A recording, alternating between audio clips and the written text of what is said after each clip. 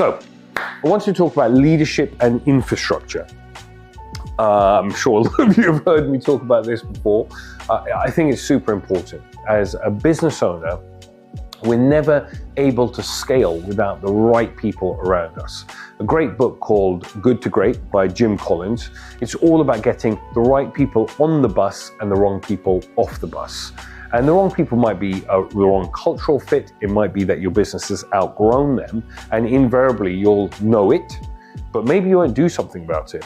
But if you don't do something about it, it'll end up coming back to bite you in the backside in a year, 6 months, 18 months, whatever it might be. But at some point, either that person will walk out or you'll be so frustrated that it will leave and break down on a really horrible note. So as soon as you feel like that, it's really, can you train them?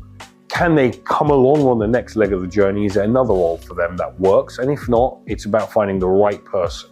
And that right person, if we think about our businesses as home care providers, the registered manager needs to be a super strong, experienced person. And once you've got that right, and an A player, that person's always going to want to hire an A player under them. And that might be that care coordinator, it might be the supervisor and team leads and so on. But you want really good quality people that get it, want it, and can do it and have capacity for that. So really thinking about these guys and really thinking, well, who are the right people for this? Tracking them on KPIs and saying, well, okay, I always like just having a one-pager to say I know exactly what's going on, and I know this person's doing these things on a Wednesday and that person's doing those things on a Friday and so on. So you can literally, management by walking around, sit on the side of the desk and say, hey, cool, how's it looking over here? And I thought, I know the rotor was supposed to be out on yesterday, any problems? Yes, no, maybe, and we dig into that. The other things that I would be really focused on is saying, how quickly can I get a full-time or part-time recruiter that takes care of all of the recruitment activity, the compliance around that, and really focuses on just dealing with that. If we think our businesses have two real problems, really, don't they? Recruitment and lead flow. So I'd really like someone in recruitment quickly so that they can just keep on doing that every single day, do the events, think about the stuff and get out there.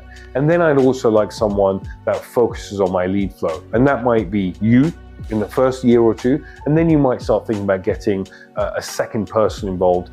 I remember when I moved from about 40,000 a month to about 70,000 a month, I had someone that worked with me as a BDM that came in, went out, she was doing 20 meetings a week, and just bringing that lead flow in, doing the events and driving that agenda, but also then took on the initial assessments and really went from finding the lead to just starting the package.